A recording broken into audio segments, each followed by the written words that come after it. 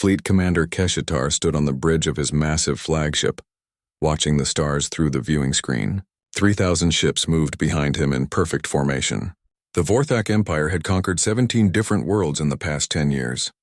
Today would be number 18. "Sir, we are approaching the human system," his second-in-command reported. The alien officer's forearms worked quickly over the control panels. "Our scouts say they have only basic technology." "This should be easy," Keshatar smiled, showing his sharp teeth. Every species they had met before begged for mercy when they saw the Vorthak Armada. Some tried to fight for a few hours. Most surrendered immediately. The humans would be no different. Far away in human space, Admiral Park Jinwoo sat in his command chair aboard the UES Indomitable. He was drinking his morning coffee and reading reports from the outer colonies. Everything seemed normal. The big warship moved slowly through space near Earth, its crew going about their daily duties. "Admiral, we're getting some strange readings on the long-range sensors," Commander Kim Nari said. She was the ship's tactical officer, and she had been watching the screens for hours. "Something big is moving toward our system." Park Jinwoo put down his coffee cup. "How big?" "Very big, sir. Maybe 1,000 contacts. Could be more." Kim Nari's fingers moved over her controls, trying to get a better reading. They're still too far away to get details. In the engine room, Chief Engineer Lee Donghae was running tests on the ship's new fusion drives. He had been working on them for months. The drives could make the ship go faster than anything humans had built before. But they were still experimental. Lee Donghae hoped they would never need to use them in a real fight. "Engine room to bridge," he spoke into his communicator. "All systems are green. The new drives are ready if you need them." "Good work, Lee," Admiral Park replied. "Keep them warm just in case." On the destroyer Resilient, Captain Choi Minho was joking with his crew about their boring patrol duty. His ship was smaller than the Indomitable, but it was fast and carried powerful weapons. The crew had been hoping to see some action, but space had been quiet for weeks. "I bet we'll spend another week out here looking at nothing," one of his officers said. "Maybe that's a good thing," Choi Minho replied. "A quiet day means everyone goes home safe." But the quiet was about to end. Commander Han Soo-young was piloting the reconnaissance frigate Pathfinder at the edge of human space. Her job was to watch for anything unusual. Today, her sensors picked up something very unusual indeed. "Bridge to all stations," she announced. "We have multiple contacts approaching. Large ships, unknown design. This is not a drill." The Pathfinder was a small ship built for scouting and gathering information. It had good sensors and strong shields, but not many weapons. Han Soo-young knew her job was to observe and report, not fight. But as more and more ships appeared on her sensors, she realized this might be the most important report in human history. "Unknown vessels," she broadcast on all frequencies. "You have entered human space. State your intentions." The response came quickly. Keshatar himself answered the transmission. His voice was cold and full of confidence. "Little humans," he said. "We are the Vorthak Empire. We have come to claim your worlds. Surrender now, and we will allow some of you to live as slaves." Han Soo-young felt her blood run cold. She had trained for this moment, but she had hoped it would never come. Humanity's first contact with aliens, and they wanted to make humans into slaves. "I repeat," she said, trying to keep her voice steady. "State your peaceful intentions or leave our space immediately." Keshatar laughed. The sound was harsh and cruel. "You have one small ship. We have 3,000. Do not waste our time with threats you cannot back up." Back on the Indomitable, Admiral Park was listening to the conversation. Every human ship in the system could hear what was happening. The moment they had all feared and prepared for was finally here. "All ships, this is Admiral Park," he broadcast to his fleet. "Go to Alert Status 1, this is not a drill. Prepare for combat operations." Across the solar system, human ships began powering up their weapons and shields. Hidden bases on asteroids came online. Defense platforms that had been sleeping for years suddenly activated. The humans had been preparing for this day for a very long time. Kim Nari looked at her tactical display. The alien fleet was huge, but something seemed wrong. "Admiral," she said quietly, "they're only showing us their front ships. Our deep sensors are picking up many more contacts behind them." "How many more?" Park asked. "Sir, I think we're looking at the biggest fleet anyone has ever assembled. Maybe 5,000 ships, maybe more." The Admiral nodded slowly. The humans had always known that if aliens found them, they would probably be outnumbered. That was why Earth had spent so much money and effort building defenses. Today they would find out if it had been enough. On the Pathfinder, Han Soo-young was still trying to negotiate. "We don't want war," she told Keshatar. "There must be some way we can work this out peacefully." "The only peace you will have is the peace of slavery," Keshatar replied. "Or the peace of death. Choose now." Han Soo-young looked at her crew. They were all young, all brave. They had signed up to explore space and meet new civilizations. Instead, they were about to become the first humans to fight aliens. "All right," she said into the communicator. "You want to know what humans choose?" "We choose to fight," the alien commander laughed again. "One ship against 3,000? You are either very brave or very stupid." "Maybe both," Han Soo-young replied. She turned to her weapons officer. "Target their lead ship.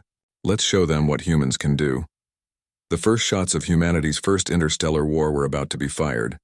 Neither side knew it yet, but this battle would change the galaxy forever. The aliens thought they were about to conquer another weak species. The humans thought they were about to fight for their survival.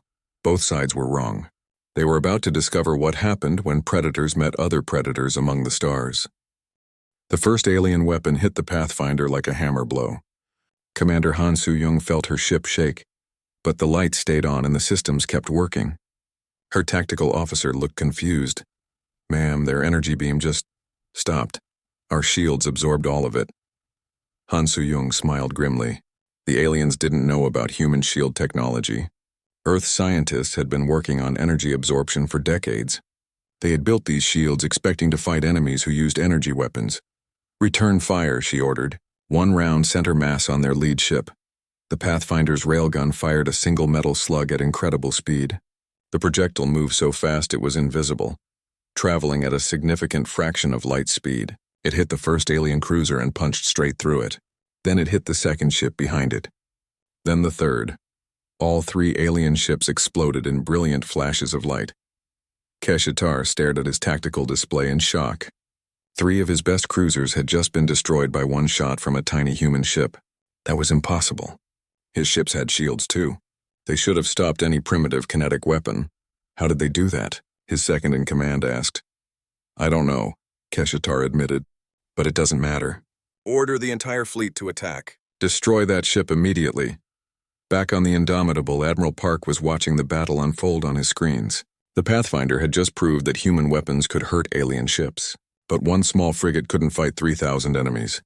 "Kim Nari, activate Protocol 7, he ordered. "Sir, are you sure?" "Once we activate 7, there's no going back." "Do it."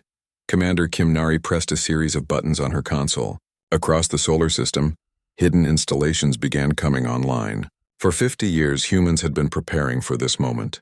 They had turned their entire solar system into a fortress, and today the galaxy would see it for the first time. On Luna Base, Lieutenant Commander Yu Ji-soo received the activation signal. She had been waiting for this moment her entire career. Around her, technicians began bringing massive weapon systems online. The moon wasn't just humanity's first colony. It was their first gun battery. "All stations, this is Luna Control," she broadcast. "Weapon systems are charging. We are go for Operation Thunderstrike." In the asteroid belt, hidden platforms began revealing themselves. What the aliens thought were simple mining stations were actually military bases. Captain Kang Tae-hyung commanded the battlecruiser Defiant from his position near Ceres. His ship had been disguised as a cargo hauler for years. "This is Defiant to all units," he announced. "Drop the disguises. Show them what we really are." Across the system, dozens of ships that had looked like civilian vessels suddenly revealed their true nature. Cargo holds opened to show missile launchers. Mining equipment transformed into particle beam weapons. Transport ships activated military-grade. Shields and weapons systems, the Vorthak fleet, suddenly found themselves surrounded by enemies they hadn't known existed. Chief Medical Officer Shin Hee-wan was preparing the Indomitable's medical bay for casualties. She had trained for years to treat wounded soldiers, but she had never worked during a space battle. Around her, medical technicians were setting up emergency surgical stations. "Doctor, we're receiving wounded from the Pathfinder," a nurse reported. "How many?" "Just 3 minor injuries, ma'am." Their shields held better than expected. Shin Hee-wan nodded. The human shields were working, but she knew they wouldn't last forever against such a large enemy fleet. Soon she would have much more work to do. Communications Officer Yung Woo-young was coordinating between all human forces. Messages were flowing in from across the system as hidden bases revealed themselves and prepared for battle. "Admiral, we have confirmation from all stations," he reported. "Mars defense grid is online. Jupiter fleet is moving to intercept. The asteroid belt fortifications are fully operational." Admiral Park nodded. "Good. Now let's show these aliens what happens when you threaten humanity." The Vorthak fleet was trying to adapt to the new situation. What they had expected to be a simple conquest was turning into a real battle. But Keshatar was confident in his numbers. 3,000 ships against maybe 100 human vessels. The math still favored the Vorthak. "All ships, attack formation," he ordered. "Concentrate fire on their largest vessels. Show them the power of the Vorthak Empire." Major Song Dayun was aboard one of the human destroyers when the aliens began their main attack. She commanded the ship's marine detachment, soldiers trained for boarding actions and ground combat. As enemy fire began hitting human shields, she prepared her troops for what might come next. "Listen up, Marines," she told her soldiers. "We've trained for this our whole careers. If those aliens want to fight, we'll give them one they'll never forget." Her Marines checked their weapons and armor. They had studied alien physiology from the first sensor scans. They knew where to aim to hurt these enemies. More importantly, they knew that humans were tougher and more determined than most species expected. Commander Bay Irene was launching her fighter squadron from the carrier Prometheus. Her small, fast ships were designed to get in close and hit enemy vessels where they were weakest. As she flew toward the alien fleet, she felt the familiar rush of combat. "Phoenix Squadron, this is Phoenix Leader," she announced. "Remember your training. These aliens think we're easy prey. Let's prove them wrong." Her fighters moved in perfect formation, their stealth systems making them hard to detect. The Vorthak had never fought an enemy that used small, fast attack craft. They were about to learn why fighter tactics had been so effective in human wars. Engineer Oh Se-hoon was working frantically to modify human weapons based on what they were learning about alien technology. Every time an alien ship was destroyed, his computers analyzed the wreckage. Every time alien weapons hit human shields, he studied the energy patterns. "I'm seeing weaknesses in their shield matrix," he reported to Admiral Park. "If we adjust our particle beam frequency to match their shield rotation, we can punch right through. How long to modify our weapons?" "Give me 10 minutes, sir." As the battle intensified, both sides began to understand what they were really fighting. The aliens had expected to face a primitive species with crude technology.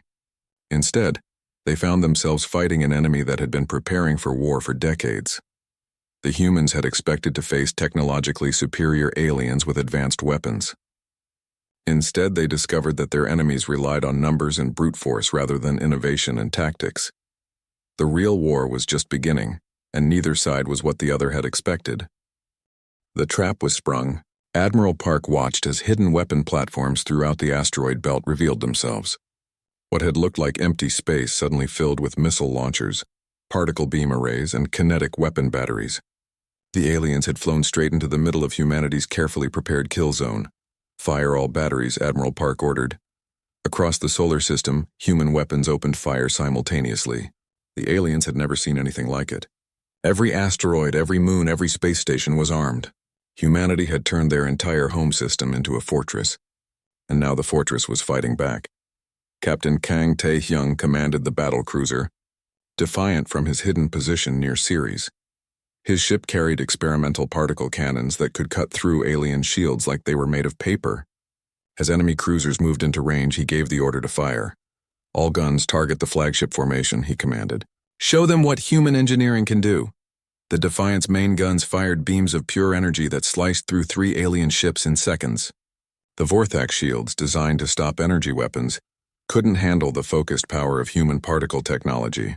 Ship after ship exploded as the concentrated beams found their targets. Keshatar watched his fleet take massive casualties and felt something he had never experienced before: fear. His people had conquered 17 civilizations, but none of them had fought back like this. None of them had been ready. "How many ships have we lost?" he demanded. 400 and counting, sir," his tactical officer reported. "Their weapons are cutting through our shields. Our energy beams can't penetrate their defenses." Major Song Dayun was leading boarding parties against damaged alien ships. Her Marines had trained for years in zero-gravity combat, and now they were putting that training to use. The first alien ship they boarded taught them everything they needed to know about their enemies. "These aliens are physically weaker than humans," she reported over the comm system. "Their reaction time is slower. They panic when they're surrounded." Her Marines moved through the alien ship like a deadly force of nature. The Vorthak crew had never faced soldiers who fought with such intensity. Most species surrendered when they were outnumbered. Humans fought harder. "Ma'am, they're trying to surrender," one of her Marines reported. "Secure the ship and take prisoners," Song Dayun replied. "Command wants to interrogate them." Commander Bay Irene was leading her fighter wing through impossible maneuvers around the alien capital ships. Her pilots treated space combat like an extreme sport, pulling moves that would have killed pilots from other species. The Vorthak gunners couldn't track targets that moved so unpredictably. "Phoenix 2, break left and come up under their hull," she ordered. "Phoenix 3, follow me in for a torpedo run." Her fighters danced between alien laser blasts, moving too fast and too erratically for the enemy targeting systems. When they fired their missiles, each one found its target. Alien ships began exploding as human torpedoes penetrated their hulls. In the engineering section of the Indomitable, Oh Se-hoon was working miracles. He had captured pieces of alien technology from the destroyed ships and was already figuring out how to use it. Human engineers were famous for their ability to adapt and improve, and Oh Se-hoon was proving why. "Admiral, I've jury-rigged their shield generator to work with our power systems," he reported. "We're now twice as tough as we were an hour ago. Can you do the same thing with their weapons?" "Already working on it, sir. Give me another 20 minutes and we'll have alien guns firing human ammunition." Dr. Park Charong was analyzing alien biology from the prisoners and wreckage. As the ship's chief science officer, her job was to find weaknesses that could help win the battle. What she discovered was both fascinating and useful. "Admiral, these aliens have a critical weakness," she announced. "Their nervous system can't handle rapid pressure changes. If we decompress their ships quickly, they'll be unconscious in seconds. Can we weaponize that?" "I'm already working on it." The battle was turning into a demonstration of human adaptability. While other species might have been overwhelmed by fighting such a large enemy fleet, humans thrived on challenges. Every problem became an opportunity to innovate. Commodore Nam Juhyuk arrived with reinforcements from the outer colonies. His battle group had been patrolling the frontier when they received the alert. 20 fresh ships with crews eager to defend their home system. "This is Juhyuk to all units," he broadcast. "The cavalry has arrived. Let's finish this." His ships moved into attack formation, their weapons fully charged. The aliens found themselves fighting on multiple fronts as human reinforcements arrived from every direction. What had started as a simple invasion was becoming a nightmare.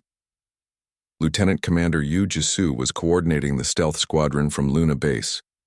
Her cloaked ships had been positioned throughout the system, waiting for the right moment to strike. Now they revealed themselves behind enemy lines, attacking from directions the aliens never expected.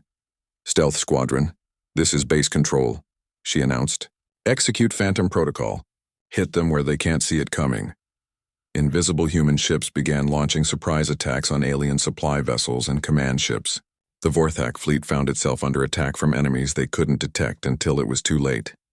The psychological effect was devastating. Alien crews began to panic as ships exploded around them for no visible reason. Their commanders couldn't defend against enemies they couldn't see. Captain Lee Sunmi demonstrated human tactical flexibility by coordinating attacks from multiple directions simultaneously. Her ships moved in patterns that seemed impossible, but made perfect sense to human military minds. The aliens couldn't predict what she would do next because she was constantly adapting her strategy. "All units, execute Delta formation," she ordered. "Keep them guessing. Never do the same thing twice." Her task force moved like a living thing, flowing around enemy defenses and striking at weak points. The Vorthak had never fought an enemy that could change tactics so quickly and effectively. As the battle continued, the aliens began to realize a horrible truth. These humans weren't just defending themselves. They were winning. Despite being outnumbered 10 to 1, the human fleet was systematically destroying the Vorthak Armada. Intelligence officer Kim Seok-jin had been listening to alien communications and breaking their codes. Human computers were faster than alien encryption, and soon he was reading their battle plans in real time. "Admiral, I'm intercepting their tactical communications, he reported. They're planning to retreat to Formation 7 Alpha and regroup. Send that information to all our ships, Admiral Park replied. Let's be waiting for them when they get there. The aliens flew straight into another ambush. Human ships were positioned exactly where the Vorthak planned to retreat. Instead of finding safety, they found more death. Keshatar realized his invasion had become a disaster. Half his fleet was destroyed or disabled. The humans were not only fighting back, they were dominating the battle. How had his intelligence been so wrong? Sir, we're receiving a transmission from the human flagship, his communications officer reported. Put it through. Admiral Park's face appeared on the screen. His expression was calm and confident. Vorthak Commander, this is Admiral Park of the Sol Defense Force. Your invasion has failed. Surrender now, and we will treat your survivors according to the laws of war. Keshatar felt rage burning in his chest. No inferior species had ever offered him terms of surrender. Human, you may have won this battle, but the Vorthak Empire spans 1,000 worlds. We will return with 10 times this fleet. Park smiled coldly. We'll be ready. The alien commander was about to learn that threatening humans was the worst mistake he could make. Fear was spreading through the Vorthak fleet like a disease. What had started as a confident invasion was becoming a massacre. Alien crews watched their ships explode around them while the humans seemed to grow stronger with every passing hour. Captain Lee Sunmi was demonstrating something the aliens had never seen before: human tactical genius. Her ships moved in patterns that made no sense to Vorthak military doctrine, but devastated their formations. She would attack from one direction, then suddenly appear somewhere completely different. Dragon Squadron, execute Pattern 7, she ordered. Phoenix Wing, hit their left flank while they're distracted. Her forces moved like they could read each other's minds. The Vorthak commanders tried to predict human movements, but every time they thought they understood the pattern, it changed. The humans fought like they had been born for war. Intelligence Officer Kim Seokjin had completely broken the alien communication codes. He was now listening to every order, every plan, every desperate plea for help. What he heard made him smile grimly. Admiral, they're calling for reinforcements from 3 different sectors, he reported, but their nearest fleet is 6 days away. They're also asking for permission to retreat. What did their high command say about retreating? Admiral Park asked. They were told to stand and fight. Failure is not acceptable in the Vorthak Empire. Park nodded. That information was useful. It meant the aliens would keep fighting even when they knew they couldn't win. It also meant their morale would break faster when they realized their own commanders didn't care about their lives. Psychological warfare. Specialist Jeon Somi had been studying alien behavior patterns from the intercepted communications. She had discovered something interesting. The Vorthak were terrified of creatures that showed joy during combat. Most species fought out of necessity or fear. Humans sometimes fought because they enjoyed it. All units, this is psychological operations. She broadcast on frequencies she knew the aliens would intercept. Remember to smile when you fire. Let them hear you laughing. The effect was immediate and devastating. Across the human fleet, crews began laughing and joking as they destroyed alien ships. The sound of human laughter during battle drove many Vorthak crews to the edge of panic. What kind of species laughed while killing? Fleet Admiral Choi Si-won commanded the massive carrier Prometheus from its position in the center of the human formation. His ship was the size of a small city, carrying weapons that could destroy entire fleets. But he hadn't used his most powerful systems yet. Admiral Park, this is Saiwan, he communicated. Request permission to deploy the experimental weapons. What's the current battle assessment? We're winning, but they still have numerical advantage. The new weapons could end this quickly. Admiral Park considered the request. The experimental weapons were incredibly powerful, but they were also untested in real combat. On the other hand, the longer this battle continued, the more human lives would be lost. Permission granted, he decided, but only use the low-yield systems. Save the really dangerous stuff for later. Choi Si-won smiled. Understood. Preparing to fire gravity bombs. The Prometheus opened its main weapons bay and launched a single small device toward the center of the alien formation. The gravity bomb looked harmless, but it contained technology that could warp space itself. When it exploded, it didn't create fire or shrapnel. Instead, it created a field of twisted gravity that crushed a dozen alien ships instantly. The vessels simply collapsed in on themselves, compressed into balls of twisted metal and dead crew. The Vorthak fleet stopped moving. Every alien ship in the area went completely silent as they tried to understand what they had just seen. How could the humans control gravity itself? Keshatar stared at his tactical display in horror. 12 of his best cruisers had just been destroyed by a weapon he didn't understand. His scientists had been working on gravity manipulation for centuries with no success. These humans had just used it as casually as firing a missile. Analysis report, he demanded. How did they do that? Unknown, sir, his science officer replied. Our sensors can't even detect the energy signature. It's like they're using physics we haven't discovered yet. Captain Moon Bewley was piloting her destroyer through the alien formation, hunting for command ships. Her vessel was smaller than most of the alien cruisers, but it was faster and more maneuverable. As she chased her targets, she opened a communication channel. This is Captain Moon to any Vorthak ships listening, she broadcast casually. You should probably surrender now. We haven't even started using our really dangerous weapons yet. The transmission was picked up by dozens of alien ships. The casual tone in her voice was more terrifying than any threat could have been. She sounded bored, like destroying their massive fleet was just routine work. What do you mean, really dangerous weapons? One alien captain finally asked. Oh, you know, Moon replied, destroying another alien cruiser with her particle beams. Planet crackers, star killers, the stuff that's still in the testing phase. This is just our basic equipment. The lie was perfect. The aliens had no way to know that humans didn't actually have planet-destroying weapons. All they knew was that these humans had already demonstrated impossible technology. If this was their basic equipment, what were their advanced weapons like? Commander Yoon Jong-un was leading an assault team toward the alien flagship. His mission was to capture the enemy commander alive and gather intelligence about the Vorthak Empire. His ship moved through the battle like a shark, avoiding the main fighting while hunting for its target. Bridge, this is Jong-un, he reported. I've located the command ship. Moving to intercept. Be careful, Admiral Park replied. We need prisoners, but not at the cost of human lives. Understood, sir. We'll bring them back alive. As Jong-un's ship closed with the alien flagship, he was already studying its design. The Vorthak built their ships for intimidation as much as function. They were covered in spikes and aggressive angles designed to frighten enemies before the battle even started. But intimidation only worked on species that could be intimidated. Humans had been frightening each other for thousands of years. Alien ship designs just looked silly to them.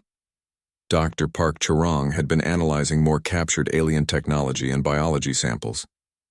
What she discovered was both fascinating and useful for the war effort. Admiral, I've found something important, she reported. The Vorthak have never fought a species with our level of technological adaptability. Their military doctrine assumes enemies will use the same weapons and tactics throughout the entire war. What does that mean for us? It means they have no idea how to fight an enemy that improves during battle. Every time we adapt their technology or change our tactics, they have to start their analysis over from the beginning. That explained why the aliens seemed so confused by human tactics. They were still trying to understand the weapons humans had used at the beginning of the battle. While human forces had already moved on to new and better systems, engineer Oh Se-hoon had now modified dozens of human systems using captured alien technology. But he had also done something else. He had improved the alien technology far beyond what its original designers had intended. Admiral, you need to see this, he said excitedly. I've been working on their shield generators. Not only can I make them work with our ships, I can make them work better than they did on their ships. How much better? About 3 times more efficient. Their engineers were using a very basic design. We can improve it easily. Admiral Park shook his head in amazement. Not only were humans winning the battle, they were stealing alien technology and making it better in real time. What must the enemy think of a species that could do that? The answer was becoming clear. Across the alien fleet, Vorthak crews were beginning to panic. They had come to conquer a primitive species and instead found themselves fighting technological wizards who seemed to improve with every passing hour. Some alien ships began trying to surrender. Others attempted to flee. A few continued fighting out of desperation or duty, but all of them now understood a terrible truth. Humanity was not the easy prey they had expected. The humans were predators, and the Vorthak had just learned what it felt like to be hunted. The final battle began when Admiral Park decided to end the war quickly. The Vorthak fleet was broken and scattered, but they still had enough ships to cause damage if the fighting continued. It was time to show them why humans had become the dominant species on Earth. All units, this is Admiral Park, he broadcast to his fleet. Execute Operation Endgame. Show them what apex predators can do. Across the human fleet, ships began moving into a formation the aliens had never seen before. It looked like chaos, but it was actually a carefully designed pattern that would allow humans to concentrate fire from every direction simultaneously. Commander Yoon Jong-han had reached the alien flagship with his assault team. His ship docked with the massive Vorthak vessel, and his marines began cutting through the hull. The aliens inside were already panicking as human soldiers invaded their most important ship. This is Jong-han to all units, he reported. We're aboard their command ship, moving toward the bridge. As his team fought through the corridors, they discovered something important. The alien ship was full of databases containing information about the Vorthak Empire and other species they had conquered. This was intelligence that would be invaluable for humanity's future. But more importantly, the databases contained Earth's history. Fleet Commander Keshatar was trapped on his bridge as human marines cut through his security forces. He had activated the ship's self-destruct system, but the humans had disabled it before he could trigger it. Now he could only wait as the strange predators came for him. When Commander Jong-han finally reached the bridge, he found the alien commander sitting in his chair, staring at a display screen. On the screen was information about Earth, thousands of years of human history, warfare, technological development, and survival against impossible odds. You're reading about us, Jong-han observed. Keshatar turned to look at the human commander. His four eyes were wide with something that might have been terror or respect. Your species, he said slowly, is not normal. How so? Every other species we have conquered developed space travel to explore, to trade, to find new homes. Keshatar gestured at the screen. You developed it to prepare for war. You turned your entire solar system into a fortress because you assumed someone would eventually try to kill you. Jong-un nodded. We're a paranoid species. It's kept us alive. Paranoid? Keshatar accessed more files. Your people have been fighting wars for 5,000 years. You've had over 300 major conflicts. You've developed 17 different ways to split atoms for weapons. You created biological warfare, chemical warfare, and psychological warfare. Your point? My point, Keshatar said, his voice filled with horrified understanding, is that war is not something you do. War is what you are. You didn't develop faster than light travel to explore. You developed it because you knew someday someone would come for you and you wanted to be ready. The alien commander was right. Humans had spent centuries preparing for exactly this scenario. Every piece of technology, every military doctrine, every strategic plan had been designed with one question in mind. What if someone stronger came to Earth? Today, they had their answer. Captain Lee Sun-mi was coordinating the final assault on the remaining alien ships. Her task force moved with precision that bordered on the supernatural. Every human ship seemed to know exactly where the others would be, creating a web of destruction that the aliens couldn't escape. Dragon Leader to all units, she transmitted. Remember, we want some of them alive for questioning. Try not to vaporize everyone. Her pilots laughed as they hunted down fleeing alien ships. To them, this wasn't a desperate battle for survival. It was target practice with moving targets. The psychological effect on the aliens was devastating.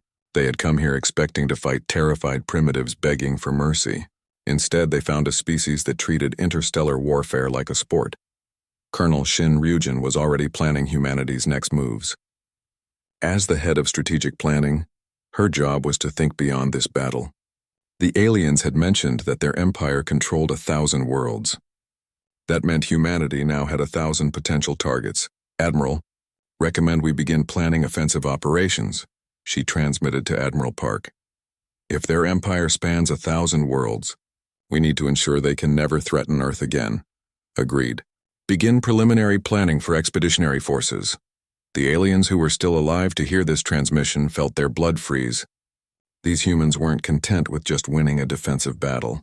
They were already planning to invade alien space. Ambassador Lee Chae-young was preparing for humanity's first diplomatic contact with alien civilizations. But she wasn't preparing to negotiate from a position of weakness. She was preparing to negotiate as a representative of the galaxy's newest apex predator. Admiral, I'll need a list of all alien territories and trade routes, she requested. If we're going to make contact with other species, we need to do it properly. What kind of contact are you planning? The kind where we make it clear that humanity is now a player in galactic politics, and that attacking us was the worst mistake the Vorthak Empire ever made.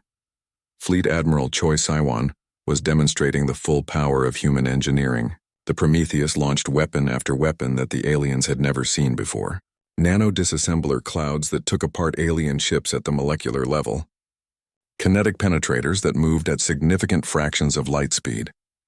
Energy beams that could cut through any known material. This is Prometheus to all enemy ship, and he broadcast. You have 30 seconds to surrender before we demonstrate why humanity survived on a death world for millions of years. Many alien ships immediately began broadcasting surrender signals. Others tried to flee. A few continued fighting out of desperation or honor. All of them learned the same lesson. When humans decided to end a war, it ended quickly. The final alien resistance collapsed when Keshatar himself surrendered his flagship. The Vorthak fleet commander had realized that continuing to fight would only result in the complete extinction of his forces. Human Admiral, he transmitted to Admiral Park, I surrender my fleet. I ask for mercy for my surviving crews. You'll be treated according to the laws of war, Admiral Park replied. But understand this. If your empire sends another fleet to attack humanity, there will be no mercy next time. As the battle ended, both sides began to understand what had really happened. The aliens had expected to conquer another weak species and add it to their empire. Instead, they had awakened something that had been waiting in the darkness between the stars. Humanity had revealed itself to the galaxy not as victims, but as predators. The surviving Vorthak ships began broadcasting messages to their homeworlds, carrying news that would spread across the galaxy faster than light. The message was simple but terrifying. The humans were here, and they were not prey. Other alien civilizations that received these messages began to reconsider their own expansion plans. If the mighty Vorthak Empire could be defeated by a single human star system, what did that say about humanity's true capabilities? The answer would become clear in the months and years that followed. Humanity didn't just defend their home system. They began expanding outward, establishing bases, making contact with other species, and making it clear that Earth was no longer an isolated world. The galaxy had a new apex predator, and it was time for everyone else to adjust to that reality. Admiral Park stood on his bridge, watching the last alien ships disappear into hyperspace. They were carrying word of humanity's victory to every corner of the galaxy. Soon everyone would know that humans were not just another species to be conquered. They were the species that had turned their star system into a fortress and waited patiently for someone to be foolish enough to attack them. The wait was over. Humanity's real expansion into the galaxy could finally begin.